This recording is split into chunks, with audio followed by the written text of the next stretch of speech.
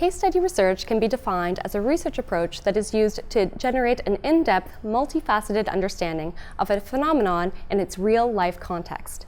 The defining characteristic of a case study research is allowing the exploration of a phenomenon within its real-life context without manipulating or managing those contextual variables.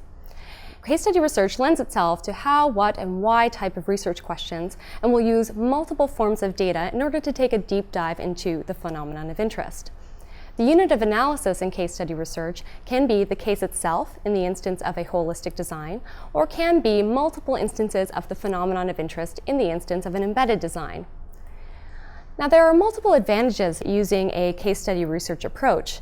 It often yields rich descriptive information about the phenomenon of interest and allows us to explore rare and unique cases. It also allows us for inquiry at multiple levels, both at micro, meso, and macro levels, so we can explore a phenomenon from perhaps the patient, organization, and system level. It also has similar advantages to mixed methods approaches in that it uses multiple methodologies which we can triangulate to use to validate our findings. However, case study research also has a number of disadvantages, most notably that it's time and resource intensive, and generalizability can be problematic. It's also very difficult to replicate our studies, so it's difficult to identify validity of our study and applicability of that study to other contexts. There are also possible ethical issues around case study research, most notably that it can be quite burdensome to our research participants, and that anonymity is sometimes not always assured, especially in rare and unique cases where it's easy to identify the case that we have been exploring. Now, there are several common case study designs. The first is a descriptive or exploratory design in which we ask what is happening or what has happened. And this will allow us to learn about a particular case and generate new ideas and new hypotheses. An explanatory case study approach will ask how or why something happened, and it will use the case to explain a particular situation, allowing us to start generating some correlational or causational relationships. Now, there's also cross-case designs in which we'll look at a phenomenon across multiple cases, allowing us to gain a broader understanding of the issue, but also include a higher level contextual analysis. So, for instance, we may ask a question about how a policy has impacted multiple organizations or multiple cases. In terms of case study design considerations, what we need is a clear objective up front, as well as a good theoretical framework, which we use to generate clearly stated research questions that we would then use clearly identified methods and analyses to help answer those questions. But perhaps most important in case study research is clearly defining the case and our selection criteria.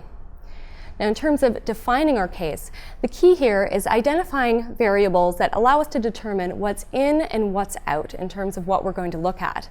It's important to delineate between the scope and time period that's of interest, the relevant group, organization, or area you want to study, the types of evidence to be collected, as well as the priorities for that evidence as well. Once you've defined your case, you can then go on to select your cases. Now, the literature offers us multiple forms of selection approaches that are often linked to the purpose or use of the case study. In one example in the table in front of you are most similar or most different designs, which are most appropriate for a cross-case analysis, in which we'll identify particular variables that we want to see as most similar or most different in selecting our cases. Now, given that case study research will draw on multiple forms of data, including documentation, archival records, surveys, interviews, and observation, we need to have a clear data collection, management, and analysis plan early. It's also very important to have a plan in place in order to identify and work with the cases that you want to study. The case study research can be quite burdensome to our participants, so you want to be sure to have good relationship building up front and identify how you're going to mitigate the burden over time. Now, there are a number of checklists out there to help us assess the rigor and strength of case study research, from protocols right down to reports. The checklist that you see in front of you is Yin's model, which is based on identifying key components from each stage of case study research. Asking yourself questions like, are the planned methods and measurements sufficient to fulfill the objectives of the study, or is there a chain of evidence, can help you ensure that your protocol is strong while minimizing potential downfalls.